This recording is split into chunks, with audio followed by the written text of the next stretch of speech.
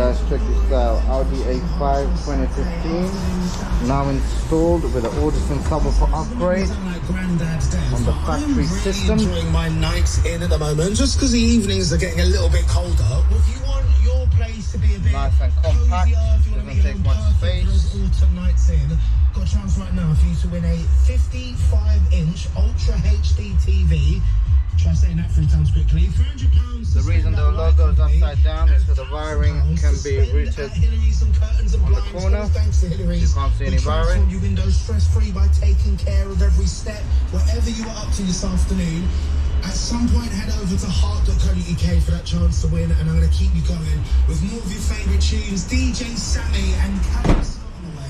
The 70% of the UK prefers a Also installed with the bass controller Pepsi Max. in the corner here, underneath. UK blind taste test with over 34,000 people versus UK's biggest selling All Porsche. done on the For original verification, go to factory. fc.co.uk/FAQ. Seasoned with Szechuan pepper, Himalayan pink salt, fennel seeds. Got some of this installed, give it a shot. Oh, come on. Who's got